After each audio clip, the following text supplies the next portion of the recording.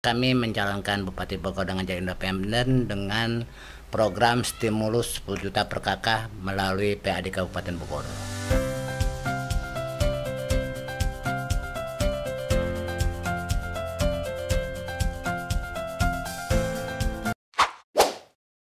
Assalamualaikum warahmatullahi wabarakatuh. Kembali lagi bersama saya Adun di Ngomel, Ngobrol Menang Ilmu. Kali ini saya kedatangan tamu spesial, yaitu beliau bakal calon Bupati Kabupaten Bogor Independen.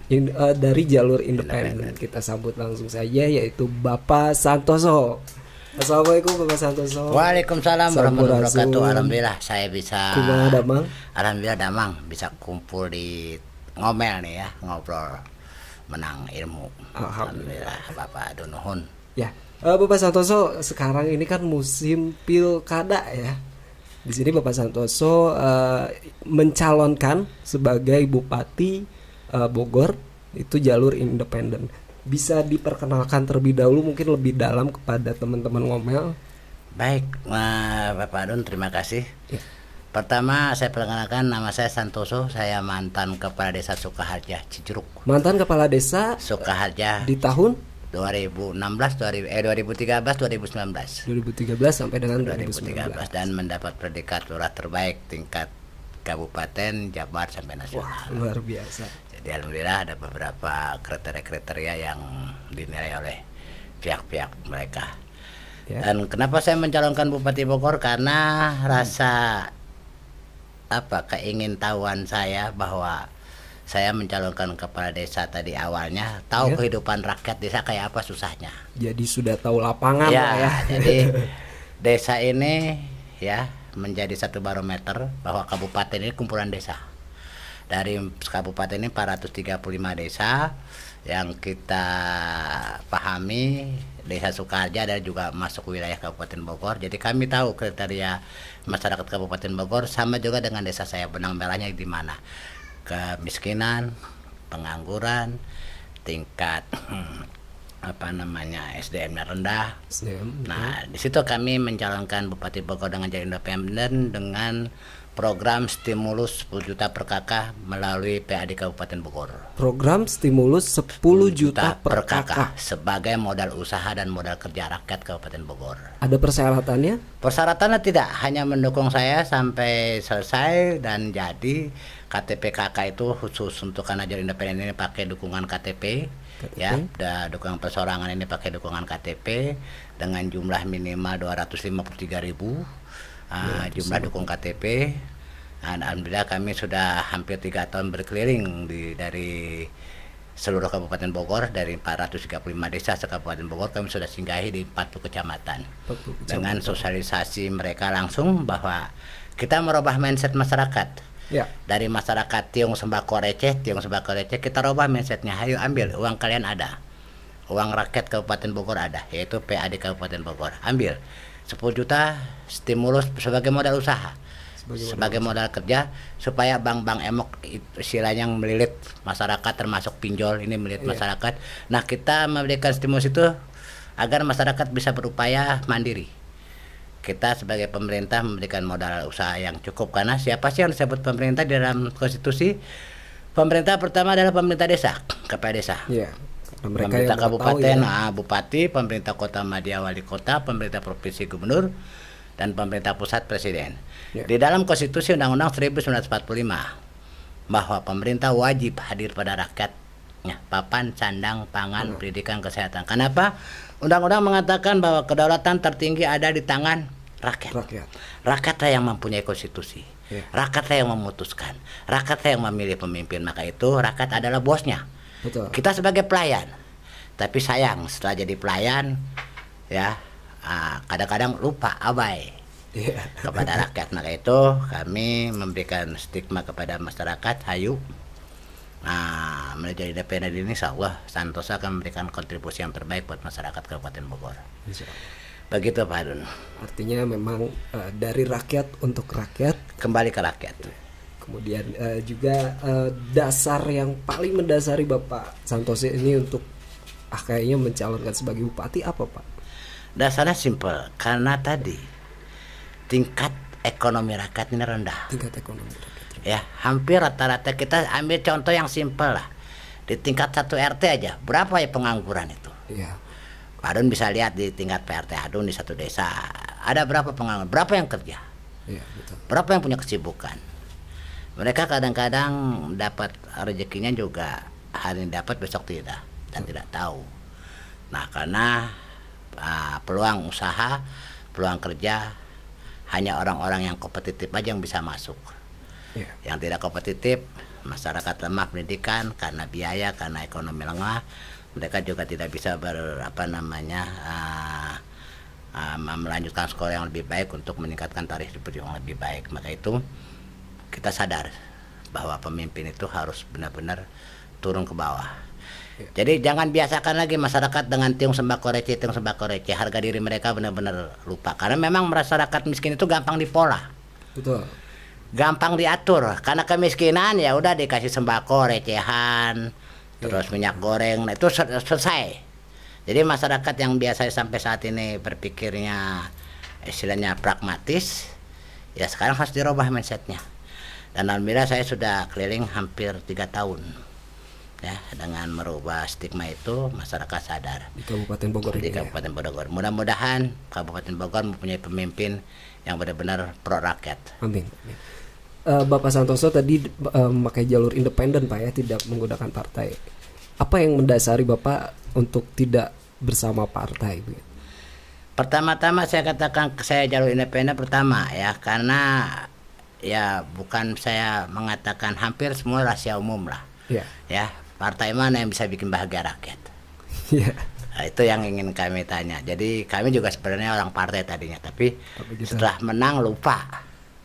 Jadi istilah kacang lupa kulitnya. Jadi partai mana sih yang bela rakyat? Yeah. Semua ngakunya bela rakyat, tapi rakyat miskin, rakyat susah. Yeah, betul. Rakyat belangsak, asal datang tiung sembako receh, jadi transaksional. Jadi kalau masih transaksional sampai sekarang ini ya masyarakat ya berpikirnya simple, ada duit gua pilih.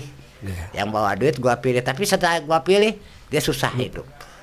Padahal tadi rakyat itu di atas segalanya. Ya, kalau bupati itu ada wakil bupati, ada. Kalau rakyat itu ada wakil rakyat, berarti rakyat paling tinggi Pak ya. Betul, rakyat bosnya. Iya betul. Rakyat pemilik kedaulatan tertinggi di tangan negeri ini ada di tangan rakyat. Jadi kedaulatan tertinggi di negeri ini ada di tangan rakyat. Bosnya rakyat. Iya. Dan kita ini sebagai kacung, pesuruh, harusnya tunduk dengan perintah bos tuh. Iya, rakyatnya seperti itu. Nah, untuk proses pendaftaran sendiri Pak saat ini memang bagaimana? Masih dalam tahap pendaftaran atau bagaimana Pak? Saya pernah daftar di tanggal 8 Mei sampai 12 Mei. 12 Mei kemarin ya. 2024 kemarin. Betul. Harusnya kan 5 Mei sampai 19 Agustus. Karena data silon dan lain-lain dengan BKWK 1 dan BKWK 2 itu persyaratan itu harus dipenuhi dengan daftar silon sebanyak ya minimal 300.000 dukungan KTP yang harus diprogres masuk silon. Saya yakin tidak akan mampu untuk secepat itu, dan kami tidak memenuhi di situ dengan waktu yang singkat itu. Kalau KTP kami cukup luar biasa. KTP kami hampir sekitar 1.400.000 yang ada di tangan kami. Tapi karena memang data silon yang dipakai ya kami tidak mampu, dan insya Allah sekarang sudah ada keputusan MA kemarin tertanggal berapa itu Mahkamah Agung. Ya nanti bisa saya informasikan juga, itu ada keputusan Mahkamah Agung bahwa akan dibuka lagi jalur independen. Ya mudah-mudahan jalur independen itu kemarin termasuk ketetapan usia dan juga termasuk secara umum gitu. Insya Allah nanti bulan Juli mungkin ya, kita tinggal nunggu kapan dibuka KPU kembali. Jadi untuk proses pendaftaran itu dilihat dari KTP itu Pak ya? Pendukung KTP. Karena independen itu. Oh, independen itu syaratnya. Jadi syaratnya dukungan masyarakat. Dan kami gedor pintu dapur. Ya. Mereka KTP tersebut tidak dibayar. Dan mereka tidak pernah meminta. Jadi saya menggedor pintu dapur. Saya bukan menggedor pintu disduk atau kecamatan atau kota desa. Saya gedor pintu dapur. Jadi masyarakat benar-benar yang mengasih langsung KTP dan KK-nya, karena faktualnya kan ada verifikasi faktual. Dan kami yakin verifikasi faktual kami yakin real. Kenapa? Karena masyarakat tahu persis. Yang dukung Santoso karena 10 jutanya. Karena program stimulus 10 jutanya. Jadi katakan aja kalau ditanya, kenapa dukung Santoso? Karena 10 jutanya. 10 juta itu untuk semua warga Kabupaten Bogor, Pak? Ya, 2.300.000 KK sekabupaten Bogor, ya, 2.300.000 KK sekabupaten Bogor dengan asumsi 10 juta 1 KK berarti 23 triliun. Terus PAD Kabupaten Bogor sekarang ya, sekarang nih 2024 sudah hampir 11 triliun. Berarti kalau jabatan bupati 5 tahun 11 kali 5 berarti 55 triliun. Jumlah KK sekabupaten Bogor 2.300.000 kali ke 10 juta berarti 23 triliun. 55 dan 23 masih banyak kan? Iya. Masih banyak. Dengan 1.600 perusahaan besar, ya, 1.600 perusahaan yang ada di Kabupaten Bogor. Jadi asumsi pajaknya luar biasa. Berarti saya yang di kota nggak kebagian ya? Tinggal pindah KTP. Nah, dari pencalonan Bapak dari tahap sampai saat ini nih Pak, visi misi Bapak apa sih sebenarnya? Visinya ingin mensejahterakan masyarakat Kabupaten Bogor secara menurut termasuk kesehatan gratis. Karena tadi hak konstitusionalnya warga negara, setiap warga negara Indonesia berhak atas kesehatan, berhak atas pendidikan, berhak atas pekerjaan, berhak atas papan, berhak atas sandang. Itu konstitusinya. Ya. Jadi kami nanti akan mengkacu kepada itu. Karena PAD kita besar. Buat apa dibawa ke IMA daripada KPK yang nangkep dengan bagikan ke rakyat, duit rakyat untuk rakyat, kembalikan ke rakyat. Ya, daripada politisi-politisi nanti istilahnya membagi-bagi istilah kayak dagang sapi gitu kan, mendingan bagikan ke rakyat. Itu uang rakyat. Kembali lagi ke rakyat untuk rakyat. Nah, kemarin secara proses pendaftaran ini apakah ada kendala, Pak? Kendala kita jelas tadi di daftar silon. Ya. Terus kedua kita kebenaran tidak punya donatur nih, makanya mudah-mudahan nanti ada donatur yang sifatnya agak ekstrim membantu untuk perjuangan rakyat. Karena sampai sekarang ini Santoso ini kan cuma mantan kepala desa Sukaharja. Ya. Purna. Logika Purna duit di mana nyalon bupati. Tapi alhamdulillah 3 tahun kami sudah berjalan luar biasa, dibantu oleh tim yang luar biasa. Ditambah juga dengan ada teman-teman pribadi yang secara personal membantu. Jadi sampai sekarang kami berjalan dengan nyaman. Begitu. Mudah-mudahan nanti bisa tercapai Pak. Iya, karena tim Santoso ini bukan tim recehan, tidak pernah minta bensin, rokok apapun, termasuk biaya konsumsi apapun. Mereka berjuang. Mereka benar-benar militan. Sampai spanduk-spanduk mereka cetak, mereka pasang, sampai mereka kerjakan sendiri, dipasang sendiri, dibiayai sendiri. Yeah. Luar biasa tim Santoso. Mereka nggak ada satu perubahan. Jadi saya terima kasih kepada tim yang sudah memasang spanduk dimanapun berada, yang sudah berjuang dimanapun berada. Mudah-mudahan Allah berikan rezeki kalian tambah. Ya, Allah mudahkan rezeki kalian, Allah juga menggampangkan urusan-urusan kalian, dan mudah-mudahan Allah menjadikan Santoso menjadi Bupati Bogor yang amanah. Amin. Untuk target 5 tahun ke depan Pak, kalau misalkan Bapak terpilih, apa yang bakal Bapak lakukan? Pertama, ya, memberikan stimulus 10 juta tahun pertama. Ya. Untuk 500.000 KK pertama. Ya. Berarti 500.000 KK pertama kalau kali 10 juta 5 triliun. Dan insya Allah dalam jangka tahun kedua, ketiga, keempat, kalau kita bicarakan 10 juta, kalau buat dagang bakso pasti untung 1 juta sebulan. Atau dagang sembako pasti untung 1 juta sebulan. Atau dagang rumah makan atau istilah dagang makanan, istilahnya rumah makan atau apapun, atau usaha bengkel atau apapun pasti untung 1 juta sebulan. Makanya saya yakin masyarakat kita ini nanti hidupnya lebih baik, lebih nyaman, dan insya Allah setelah nyaman dan sejahtera, insya Allah ibadahnya lebih baik. Karena target kita ini untuk membawa masyarakat kita ini supaya dekat dengan Allah. Karena kalau masyarakat sudah sejahtera, insya Allah jauh dari kufur. Ya, kalau udah sejahtera, nyaman lah, dekat dengan Allah pasti. Pasti. Kenapa? Dia udah nggak mikir lagi dapur, anak gua sekolah apa enggak, atau anak saya punya ongkos apa enggak. Gitu. Kalau udah sejahtera. Udah sejahtera. Insya Allah Pak. Kemudian Pak, secara jalur independen ini apakah ada partai mungkin yang mendekati untuk mengusung Bapak sendiri? Kalau kemarin jujur kami sudah membuka, karena dengan tim sudah mengatakan, nah kita pakai jalur partai saja Pak kalau independen tidak lolos, karena memang mereka yang paham, mereka yang ngerti bahwa Santoso ini sama juga dengan berlian. Kenapa? Santoso punya dukungan cukup.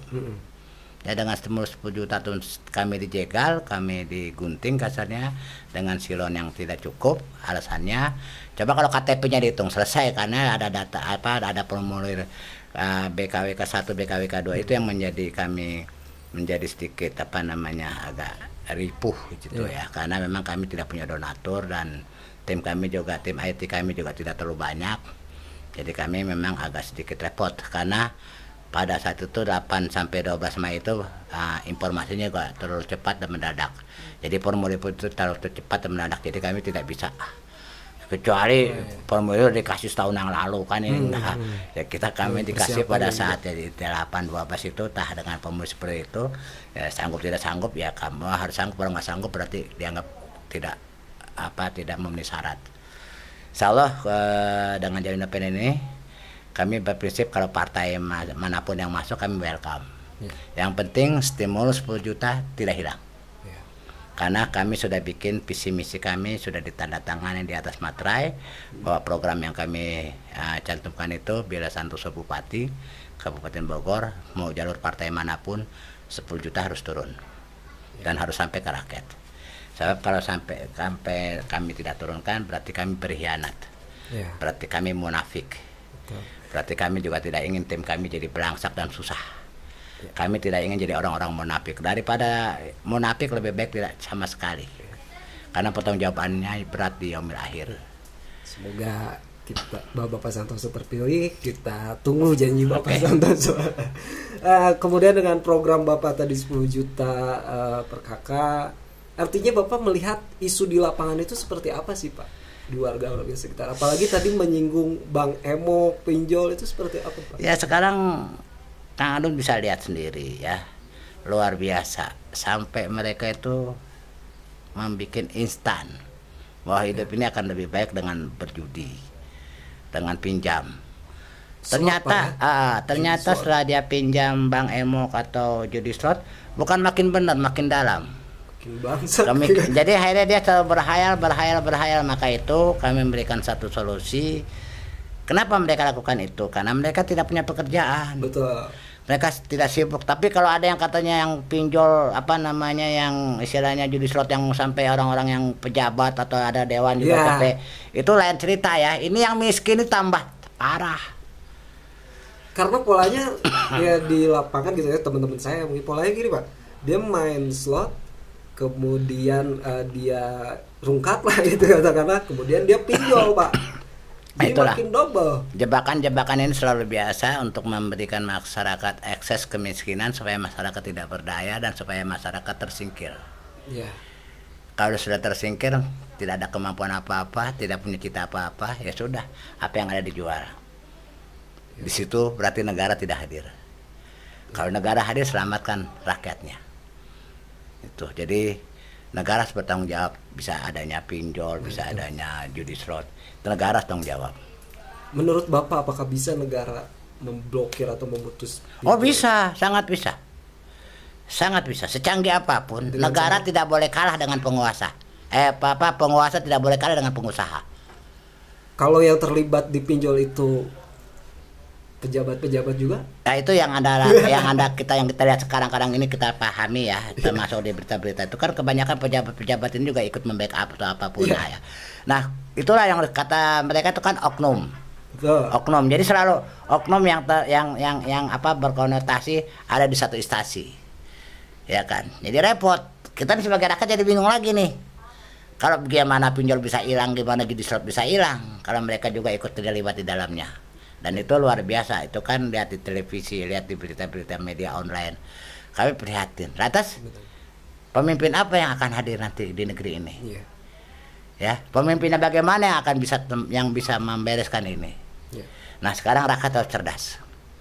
Kenapa saya pakai Jalur Independen? Mudah-mudahan Allah memberikan yang terbaik buat kita. Ya, Allah memberikan yang menggampangkan segala urusan-urusan kita, sehingga rakyat ini benar-benar terangkat. Karena kalau pemimpinnya jujur dan adil, insya Allah rakyatnya nyaman. Ini permasalahannya pemimpinnya jujur dan tidak adil, makanya sampai sekarang ini akhirnya rakyatnya juga jadi bingung, tidak punya arahan kemana gitu. Mudah-mudahan ke depan Kabupaten Bogor melalui Santoso ikut pilkada, mudah-mudahan rakyat tambah cerdas, tambah paham, tambah lebih lebih kritis untuk mencari pemimpin. Dan ingat, harga diri kalian tidak sekedar tiung sembako dan uang receh. Ingat sekali lagi kepada rakyat Kabupaten Bogor, harga diri suara kalian tidak dinilai dengan tiung, receh, dan sembako yang selama ini kalian dapati itu. Maka ingat, kemiskinan selalu merajalela dan menghantui diri Anda. Untuk kita berubah, mudah-mudahan ke depan Santoso bisa menjadi amanah. Amin. Amin. Artinya dengan jalur independen sendiri Bapak tidak ada intervensi dari partai manapun Pak ya? Bebas begitu. Untuk saat ini saya tidak ada intervensi, cuman kalau kita mau bergabung kita welcome. Ya. Yang penting sharing-sharing. Tujuannya cuma satu. Partai juga sama, tujuannya ingin sejahterakan rakyat dalam ADRT-nya. Ya sama, ayo kita coba sekarang secara benar, secara lurus, secara adil, bahwa partai-partai punya niat tujuan juga untuk mensejahterakan rakyat. Ayo, itu ADRT mereka. Kami pun sama independen. Ya. Nah, yang saya ingin tanyakan Pak terkait pencalonan Bapak dan juga calon-calon yang lain. Ini sudah ada calon yang lain Pak ya, tentunya yang sudah masuk KPU. Kalau untuk KPU sekarang belum ada pendaftaran. Belum ada. Untuk calon-calon lain juga baru masang-masang spanduk aja di jalan ya. Istilahnya dagang lah, istilahnya yang amin lah bahasanya. Kami ingin biar rakyat lihat. Pertanyaan saya, saingan terberat Bapak siapa? Saingan terberat kita adalah pertama ya diri kita, diri sendiri ya. Yang lain tidak. Ya karena apa? Diri kita mantap nggak? Betul. Yakin. Kita benar yakin nggak? Itu. Terus dengan katanya mereka pada punya uang, mereka pada punya partai, mereka pada punya dukungan. Betul. Ya kita tidak. Oh, kita punya Allah. Betul. Jadi saya hanya bergantung pada Allah, mudah-mudahan Allah memberikan segala-galanya. Jadi sumber saya Allah, dan saya tidak mau merekayasa. Bagaimana nasib saya ke depan, itu urusan Allah. Betul. Jadi kalau ditanya, Pak, saingan siapa yang terberat? Hanya saya katakan tadi, diri saya pribadi. Karena musuh terberat itu diri sendiri Pak ya. Ya itu. Luar biasa. Kemudian saya ingin nanya Pak, terkait pilkada ini pastinya ada yang namanya money politik. Ya. Menurut Bapak sendiri gimana nih untuk pendaftaran pilkada ini? Pengetahuan Bapak dari pencalonan, niat Bapak sampai saat ini yang Bapak lihat bagaimana Pak? Kalau untuk money politik yang sekarang kan dari bilang tadi, mental kita ini jangan mental receh. Ya.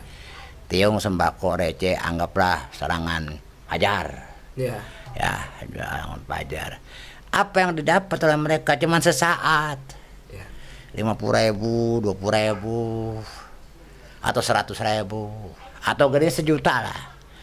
5 tahun lo ingat harga diri Anda tidak bisa anggap apa-apa. Karena katanya ada kemarin kalau di berita itu ada partai atau siapa gitu yang mengesahkan gitu untuk money politik tersebut Pak.